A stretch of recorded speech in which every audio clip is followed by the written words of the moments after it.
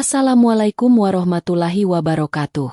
Sahabat Rizka Story yang dirahmati Allah, pernahkah kalian menyaksikan sebuah kejadian di tempat umum yang membuat semua orang terdiam, lalu membicarakannya berhari-hari? Pernahkah kalian membayangkan, seseorang yang tak punya apa-apa, berpakaian lusuh dan dianggap rendah oleh orang lain, justru melakukan sesuatu yang mengejutkan dan penuh keberanian? Hari ini, saya akan membawakan sebuah kisah nyata yang akan membuat hati kita tersentuh dan mungkin membuka mata kita. Mari kita sama-sama ucapkan sholawat kepada junjungan kita Nabi Muhammad Shallallahu Alaihi Wasallam. Karena dengan bersholawat, hati kita akan lembut, jiwa kita tenang, dan pikiran kita terbuka. Dan jangan lupa, dukung terus channel Rizka Story dengan menekan tombol subscribe, agar sahabat semua tidak ketinggalan kisah-kisah penuh hikmah yang menyentuh hati seperti ini.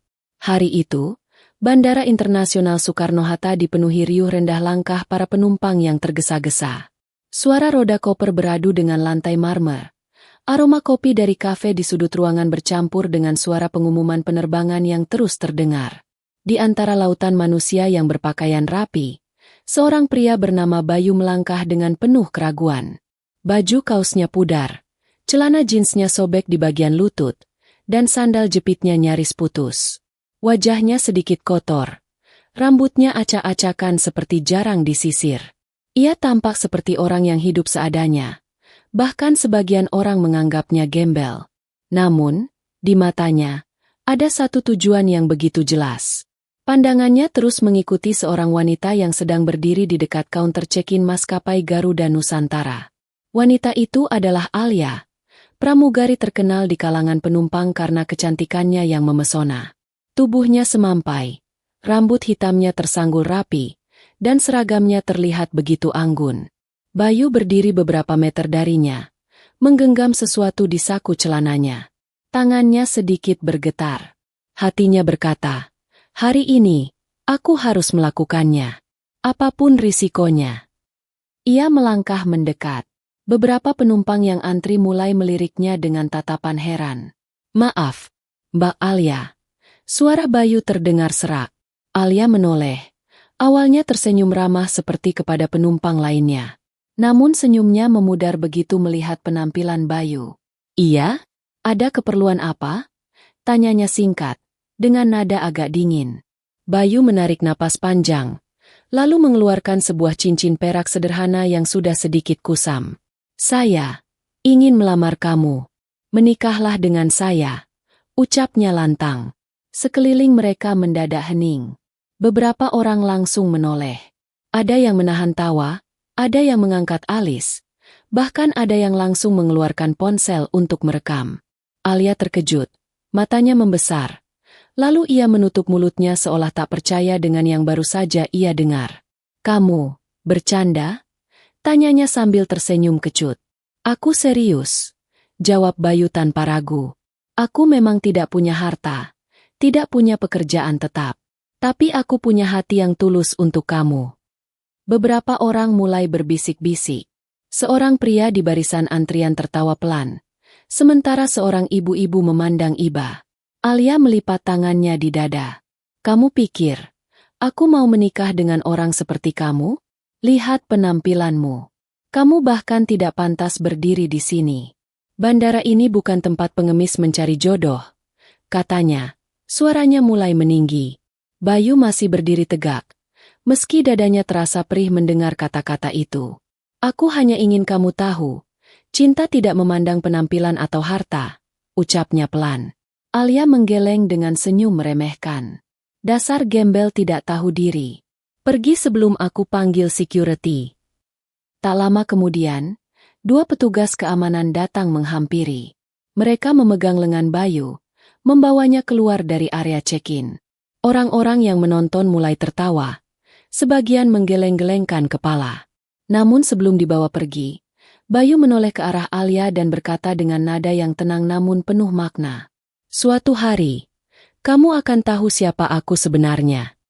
Alia hanya mencibir, menganggap ucapan itu hanyalah pembelaan seorang pria miskin yang malu karena ditolak di depan umum. Langkah Bayu semakin menjauh, namun tatapan matanya saat itu meninggalkan rasa tidak nyaman di hati Alia, meskipun ia sendiri tak mengerti kenapa. Beberapa hari setelah kejadian memalukan itu, suasana Bandara Soekarno-Hatta sudah kembali seperti biasa. Namun di dunia maya, cerita itu justru baru mulai meledak. Sebuah video berdurasi 2 menit tersebar di media sosial, memperlihatkan detik-detik ketika seorang pria berpakaian lusuh melamar pramugari cantik di tengah keramaian, lalu diusir oleh petugas keamanan. Video itu diunggah oleh akun penumpang yang kebetulan berada di lokasi, diberi judul, "Gembel nekat lamar pramugari di bandara, endingnya kena usir." Dalam waktu kurang dari sehari, video tersebut sudah ditonton jutaan kali, dibagikan ribuan orang, dan menjadi bahan perbincangan di berbagai platform. Komentar pun membanjiri unggahan itu. "Berani banget tuh gembel. Kasihan juga, ditolak segitu kerasnya. Salut sama mentalnya, walaupun penampilan gak mendukung." Namun tak sedikit pula yang menertawakannya. "Hahaha, kebanyakan nonton sinetron kali dia.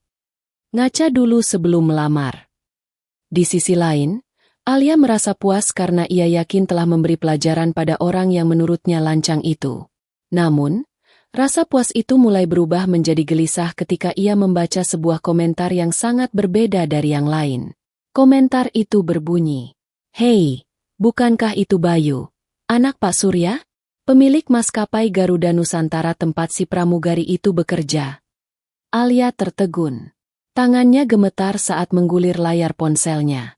Ia menemukan komentar serupa dari beberapa akun lain. Ada yang bahkan mengunggah foto Bayu dalam balutan jas hitam sedang menghadiri sebuah acara peresmian pesawat baru, berdiri di samping pria berusia 60-an yang disebut sebagai Surya Pradipta, sosok terkenal di dunia penerbangan. Awalnya Alia menganggap itu hanya kebetulan, atau mungkin fitnah belaka. Tapi rasa penasarannya memuncak, hingga ia mengetik nama Bayu Pradipta di mesin pencari. Hasilnya membuat napasnya tercekat. Puluhan berita menampilkan wajah Bayu yang sama persis dengan pria lusuh yang ia hina di bandara. Dalam foto-foto itu, Bayu tampil gagah dengan setelan rapi, tersenyum ramah di berbagai acara resmi, bahkan pernah diwawancarai oleh media sebagai calon penerus perusahaan maskapai milik ayahnya. Alia menutup mulutnya dengan tangan, tubuhnya bergetar. "Allah, jangan bilang aku sudah menghina anak bos sendiri," gumamnya lirih. Malam itu, Alia tak bisa tidur. Kata-kata Bayu saat diusir dari bandara terus terngiang di kepalanya. "Suatu hari kamu akan tahu siapa aku sebenarnya." Di sisi lain, Bayu tengah duduk di ruang kerjanya di rumah megah yang berada di kawasan elit Jakarta. Ponselnya berdering tanpa henti, penuh dengan pesan dari teman-teman dan kerabat yang membicarakan video viral itu. Seorang temannya menelepon. "Bey, lo nggak marah sama tuh pramugari?" Bayu hanya tersenyum tipis. Buat apa marah? Dia sudah menunjukkan siapa dirinya yang sebenarnya. Temannya tertawa. "Tapi sumpah, ini gila sih. Gue udah kasih tahu bokap lo, dan kayaknya dia juga udah nonton videonya." "Bagus," jawab Bayu tenang. "Aku memang sengaja biar semua orang tahu cara dia memperlakukan orang yang dia anggap rendah." Keesokan harinya, berita tentang identitas Bayu benar-benar pecah di media nasional. Judul-judul artikel bermunculan. Pria yang viral dilamar di bandara ternyata anak pemilik maskapai. Pramugari yang menghina bos sendiri. Ini faktanya. Kisah Bayu Pradipta, calon pewaris Garuda Nusantara. Kantor pusat maskapai pun menjadi riuh. Alia dipanggil oleh manajemen untuk dimintai penjelasan. Ia duduk di ruang rapat dengan wajah pucat, sementara beberapa atasan memandangnya dengan ekspresi kecewa. "Benar kamu yang ada di video itu?" tanya salah satu manajer. Alia menunduk. "Iya, Pak." "Dan kamu sadar bahwa pria itu adalah Bayu Pradipta?" Alia menggeleng cepat. Saya tidak tahu, Pak. Saya pikir dia hanya, ya, orang biasa." Manajer itu menghela napas panjang. "Alia, kamu harus ingat, memperlakukan orang dengan hormat itu bukan karena jabatan atau penampilan.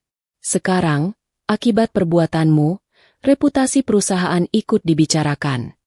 Alia keluar dari ruangan dengan langkah gontai. Semua mata karyawan yang berpapasan dengannya seakan menusuk. Bisik-bisik terdengar di sepanjang koridor. Sore itu, Alia memberanikan diri mendatangi rumah megah keluarga Pradipta. Pagar tinggi, gerbang besi otomatis, dan halaman luas dengan mobil-mobil mewah berderet membuat langkahnya semakin berat. Seorang satpam menatapnya curiga. "Ada perlu apa, Mbak?" "Saya mau bertemu Bayu," jawabnya pelan. Satpam itu menghubungi seseorang di dalam lewat handy-talkie, lalu mempersilakan Alia masuk. Ia berjalan melewati taman indah dan kolam renang, hingga sampai di teras rumah utama. Pintu dibuka, dan di sanalah Bayu berdiri. Bukan lagi dengan baju lusuh dan sandal jepit, tapi kemeja putih bersih, celana kain hitam, dan jam tangan mewah di pergelangan tangan.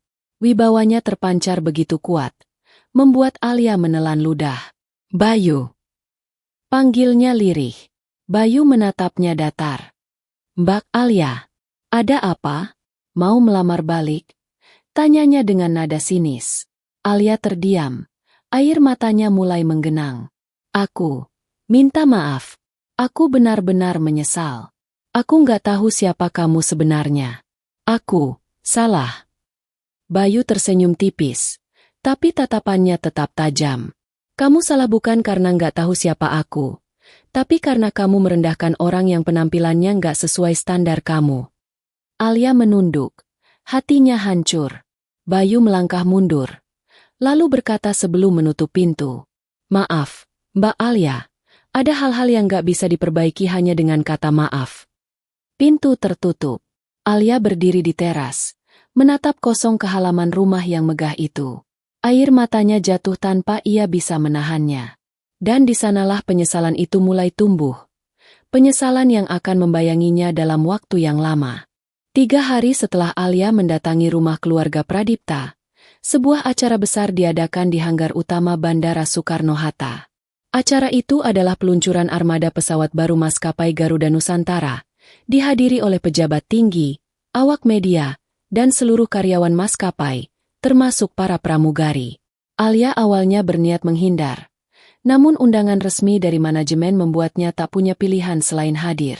Sejak tiba di lokasi, ia merasa tatapan rekan-rekan kerja menusuk seperti duri. Bisik-bisik terdengar di belakang punggungnya, membuat langkahnya semakin berat.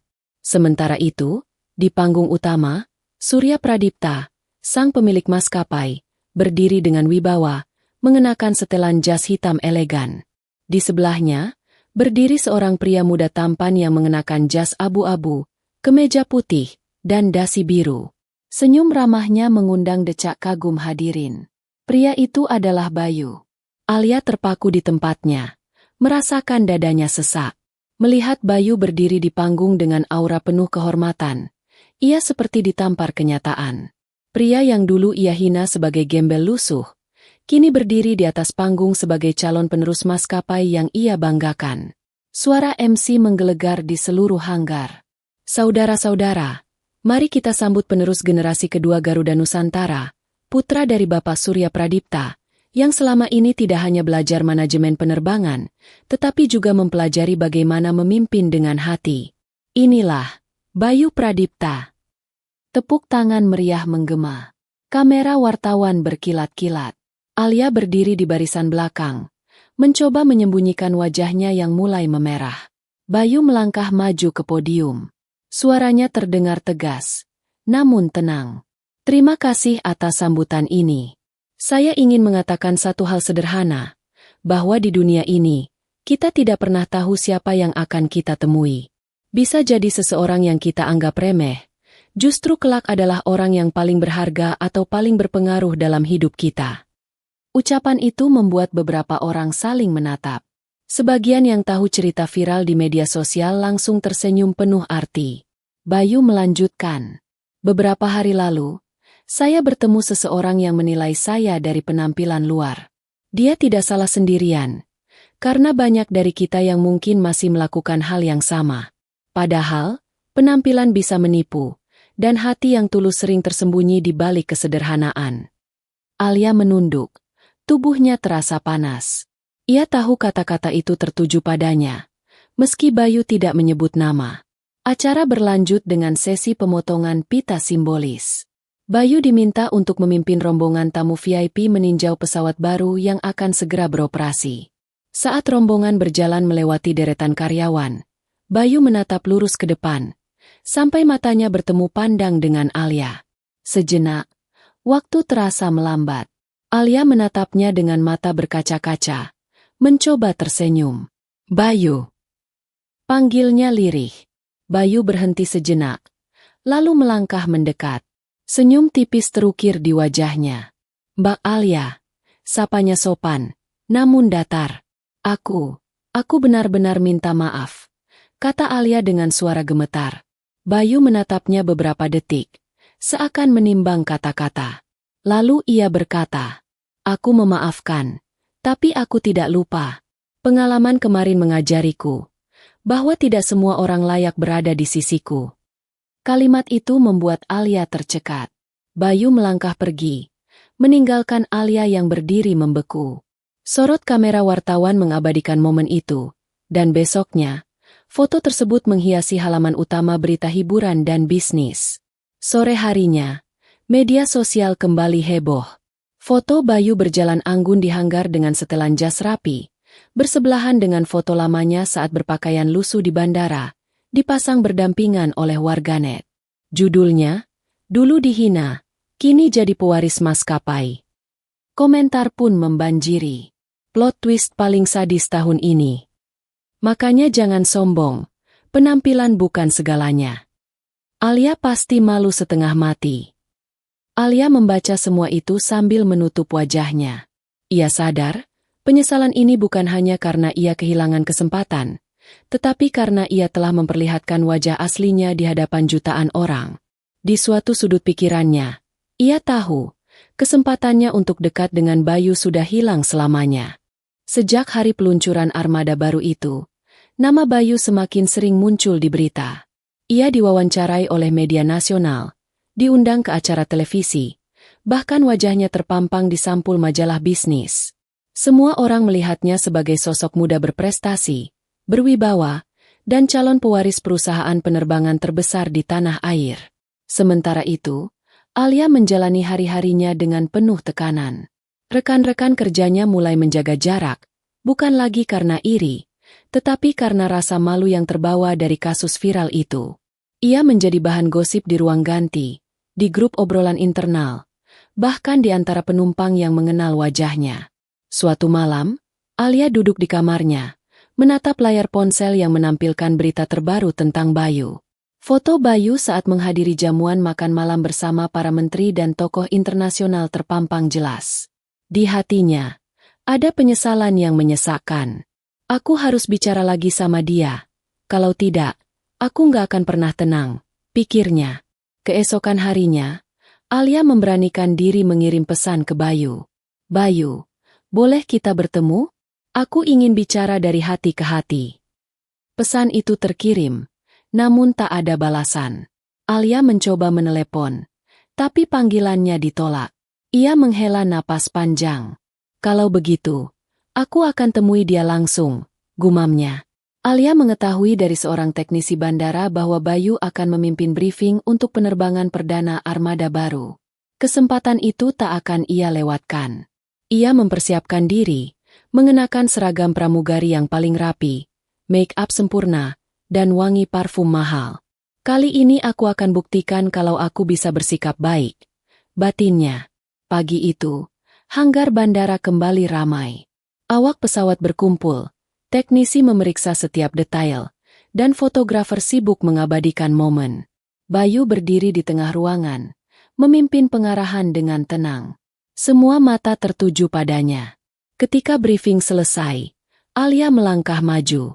Suasana menjadi hening ketika para kru menyadari siapa yang datang. Beberapa mulai berbisik-bisik. Bayu. Panggil Alia dengan suara pelan, tapi cukup untuk terdengar. Bayu menoleh. Tatapannya tetap tenang, meski ada kilatan dingin di matanya. Mbak Alia, ada perlu apa di sini? Tanyanya formal, seolah mereka hanyalah rekan kerja biasa. Aku cuma mau minta maaf lagi. Aku sadar waktu itu aku bersikap sangat buruk. Aku nggak mau semua berakhir seperti ini. Aku Belum sempat Alia menyelesaikan kalimatnya, seorang fotografer dari media maju ke depan, mengangkat kamera, lalu bertanya, "Mas Bayu, ini kan pramugari yang viral itu, ya? Yang di video waktu Mas dilamar di bandara." Suasana menjadi gaduh. Beberapa wartawan lain langsung mendekat, menodongkan mikrofon. Alia merasa darahnya mengalir cepat ke wajah. Sementara Bayu hanya memandangnya dengan tatapan yang sulit dibaca. Bayu tersenyum tipis kepada para wartawan. "Iya, benar. Ini pramugari itu. Tapi sekarang, beliau sedang minta maaf. Sayangnya, ada hal-hal yang tidak bisa kembali seperti dulu." Kalimat itu diucapkan di depan puluhan orang, menusuk hati Alia. Seakan dunia berhenti berputar. Ia merasa kecil, tak berdaya, dan seluruh harga dirinya runtuh. Alia melangkah mundur, menahan air mata. Namun langkahnya terhenti ketika Bayu kembali berbicara. Kali ini dengan nada tegas yang terdengar di seluruh hanggar. "Teman-teman, saya ingin kita semua belajar satu hal dari kejadian ini. Jangan pernah mengukur nilai seseorang hanya dari apa yang terlihat di luar. Penampilan bisa menipu. Yang terpenting adalah hati, sikap, dan cara kita memperlakukan orang lain, siapapun dia." Tepuk tangan pun bergema. Namun bagi Alia, setiap tepukan itu terasa seperti palu yang menghantam dadanya berulang kali. Ia tahu, ini adalah panggung terakhirnya untuk bicara, dan ia sudah gagal. Setelah acara selesai, Alia mencoba mendekati Bayu untuk terakhir kali. "Bayu, sekali saja, kasih aku kesempatan membuktikan kalau aku bisa berubah," pintanya dengan mata berkaca-kaca. Bayu memandangnya, menghela napas panjang. "Mbak Alia, kesempatan itu seharusnya diberikan ketika seseorang belum menunjukkan wajah aslinya. Sekarang, semua orang sudah tahu." Tanpa menunggu jawaban lagi, Bayu melangkah pergi, meninggalkan Alia berdiri di tengah hanggar, sendirian di antara kru yang sibuk berkemas. Di luar hanggar, langit tampak cerah. Pesawat baru mengudara dengan gagahnya, membawa nama besar keluarga Pradipta ke langit. Sementara Alia hanya bisa menatap kepergian itu, menyadari bahwa jarak antara dirinya dan Bayu kini bukan lagi soal status, tapi soal hati yang tak akan pernah kembali. Sejak kejadian di hanggar bandara, hidup Alia tak pernah lagi sama. Video dirinya berdiri kikuk di depan Bayu, disaksikan kru dan wartawan, tersebar luas di media sosial. Cuplikan ketika Bayu berkata, "Ada hal-hal yang tidak bisa kembali seperti dulu," menjadi bahan perbincangan yang tak kunjung usai. Bahkan, meme sindiran mulai bermunculan. Foto Alia saat menatap Bayu dipadukan dengan tulisan seperti, "Kalau tahu dari awal." Atau, "Muka berubah, hati tak bisa." Setiap kali membuka media sosial, hatinya seperti diremas. Di lingkungan kerja, rasa canggung berubah menjadi jarak yang tak terjembatani. Beberapa rekan mulai menghindarinya, takut ikut terseret dalam stigma negatif yang melekat padanya. Penumpang yang mengenal wajahnya dari berita pun kadang memberi tatapan sinis, atau berbisik-bisik saat ia melayani di kabin. Puncaknya terjadi ketika manajemen memanggilnya ke ruang rapat. Di sana, 3 orang petinggi duduk dengan wajah serius. Salah satu dari mereka, seorang wanita parubaya yang dikenal tegas, membuka pembicaraan. "Alia, kami menghargai kontribusimu selama ini. Namun, insiden yang terjadi belakangan berdampak besar pada citra perusahaan. Kami sudah mencoba meredam, tapi publikasi yang terus beredar membuat keadaan sulit." Alia menelan ludah, hatinya mulai berdebar kencang. "Maksudnya, Bu?" Pria yang duduk di tengah menatapnya dengan tatapan penuh pertimbangan. "Kami akan memberhentikan sementara tugas terbangmu, sampai keadaan mereda. Ini bukan pemecatan, tapi, ya, untuk saat ini kamu harus istirahat." Alia terdiam. Kata-kata itu seperti petir di siang bolong. Baginya, menjadi pramugari bukan sekadar pekerjaan, tapi kebanggaan, simbol bahwa ia bisa berdiri di tempat bergengsi. Dan sekarang, semua itu diambil darinya, bukan karena ia gagal bekerja, tapi karena kesalahannya sendiri. Malam itu, Alia duduk di kamarnya yang sunyi. Seragam pramugarinya tergantung di lemari, seolah mengejeknya.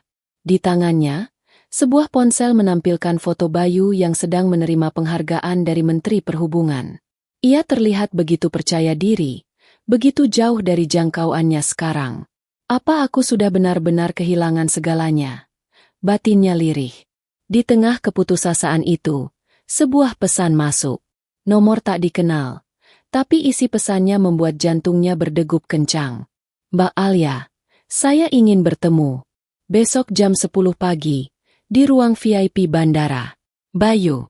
Alia membaca pesan itu berulang kali.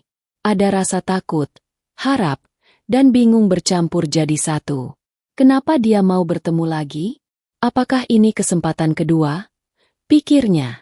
Keesokan paginya, Alia datang lebih awal.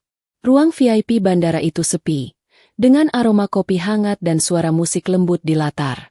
Ia duduk di sudut, menunggu dengan hati berdebar. Tak lama kemudian, Bayu muncul. Kali ini ia mengenakan setelan jas navy, kemeja putih tanpa dasi. Penampilannya tetap memukau. Ia berjalan pelan, lalu duduk di hadapan Alia. Mbak Alia, sapanya singkat. Alia menunduk. Terima kasih sudah mau bertemu. Aku pikir setelah semua yang terjadi, kamu nggak mau lihat aku lagi. Bayu tersenyum tipis.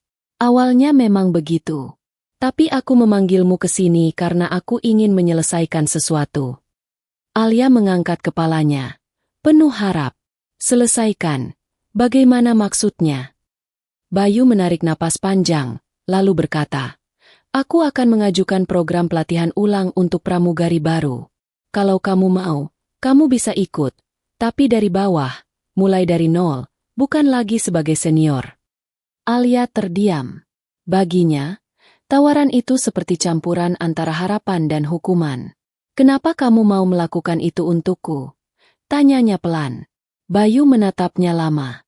Karena aku percaya semua orang bisa berubah. Tapi perubahan itu harus dibayar dengan usaha, bukan hanya kata-kata maaf.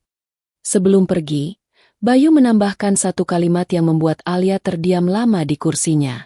Ingat, Mbak Alia, kesempatan ini bukan untuk membuatmu dekat denganku, tapi untuk membuatmu dekat dengan versi terbaik dirimu sendiri. Bayu berdiri, meninggalkan ruang VIP. Alia memandang punggungnya yang menjauh, lalu menatap tangannya yang bergetar.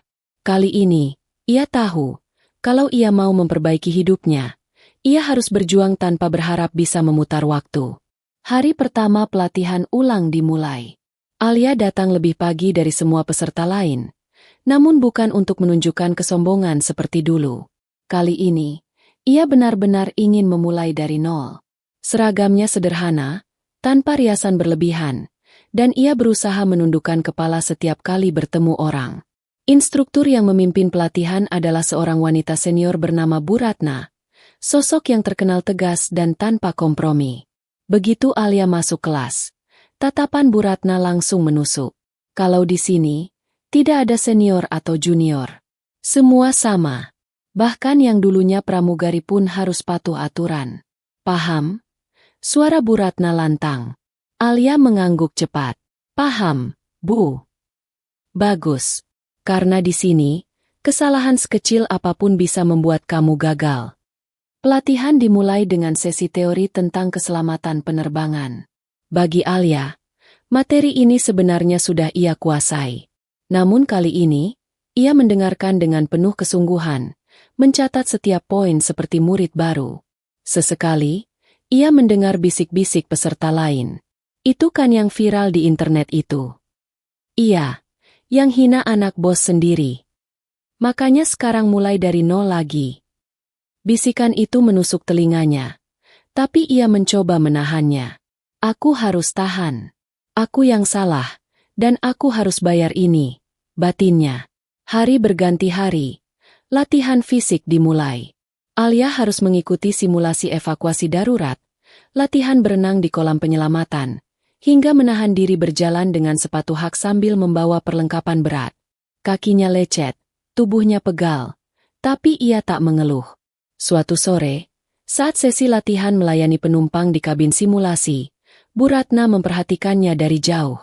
Alia berusaha tersenyum pada penumpang yang diperankan rekan sesama peserta, menyajikan minuman dengan penuh kesopanan. Seorang peserta laki-laki sengaja mencoba mengujinya. Mbak Alia, ini gelasnya kotor. Masa calon pramugari nggak teliti? Katanya dengan nada meremehkan. Alia menatap gelas itu, lalu membungkuk sedikit. Maaf, Pak, saya akan ganti dengan yang lebih bersih. Tanpa tersinggung, ia kembali ke dapur mini dan membawa gelas baru. Kali ini, senyumnya tulus. Bu Ratna tersenyum tipis, meski tak mengatakan apa-apa. Beberapa minggu kemudian, di tengah sesi evaluasi, Alia mendapat kejutan. Bayu hadir di kelas pelatihan. Semua peserta terdiam, sebagian langsung membisikkan namanya. Bayu berdiri di depan ruangan, menyapa semua peserta dengan ramah. Selamat siang, semuanya. Hari ini saya diminta untuk mengamati sesi praktik terakhir kalian. Dan saya ingin melihat siapa di sini yang benar-benar punya hati melayani. Sesi praktik pun dimulai. Alia kebagian melayani Bayu yang duduk sebagai penumpang di kursi simulasi. Tangannya sedikit gemetar, tapi ia mencoba fokus. Selamat siang, Pak.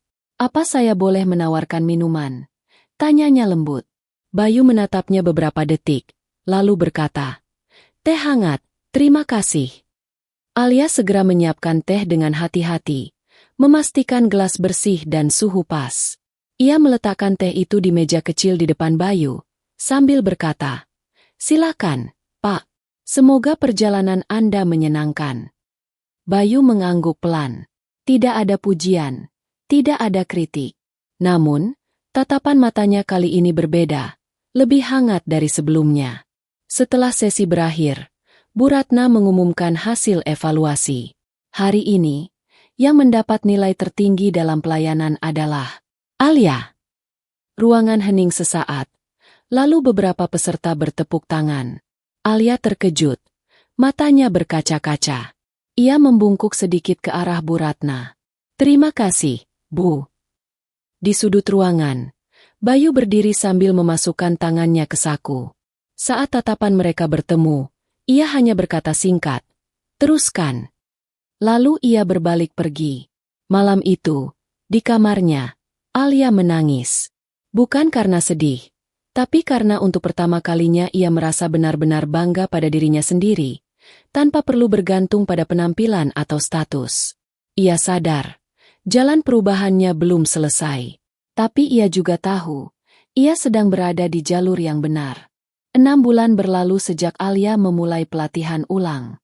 Semua ujian telah dilaluinya, mulai dari teori keselamatan, pelayanan kabin, latihan darurat, hingga ujian fisik yang melelahkan.